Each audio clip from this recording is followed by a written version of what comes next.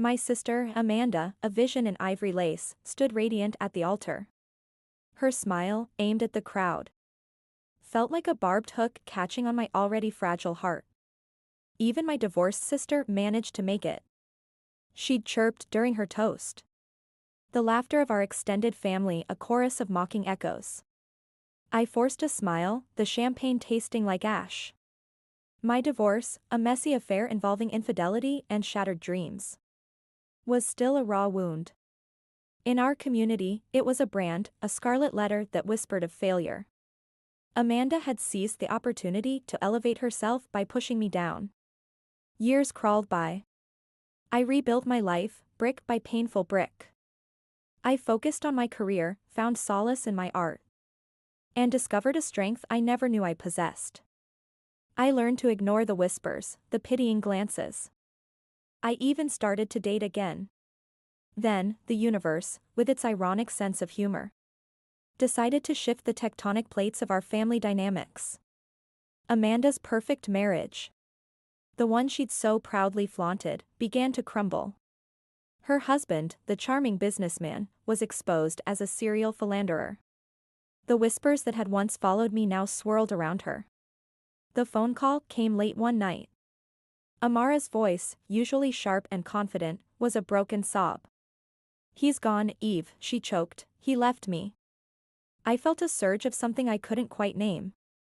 It wasn't triumph, not exactly. It was more like a weary understanding. A grim recognition of the cyclical nature of pain. I went to her. Her house, once a symbol of her perfect life, was now a hollow shell. Empty picture frames lined the hallway, and the air was thick with unspoken grief. I sat with her, not offering platitudes or "I told you so's," but simply being present. In the following weeks, I helped her navigate the legal minefield of divorce. I shared my hard-won wisdom, the coping mechanisms I had painstakingly developed. I told her about the support groups I found, the therapist who helped me unravel the tangled threads of my emotions. She watched me, her eyes filled with a mixture of shame and dawning respect. She saw not the broken woman she had once mocked, but a survivor, a testament to resilience. One afternoon, as we sat in my art studio, surrounded by the vibrant colors of my latest project, she spoke softly. "I'm sorry, Ada," she said, her voice trembling. "I was cruel. I was blind." "We all make mistakes, Amara," I replied, my voice gentle. "The important thing is how we learn from them." The tables had turned, yes. But it wasn't about revenge. It was about redemption.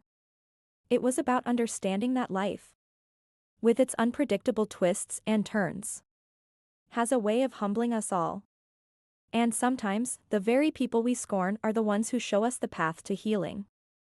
It was less about the tables turning, and more about the shared understanding that we are all, ultimately, fragile and in need of grace.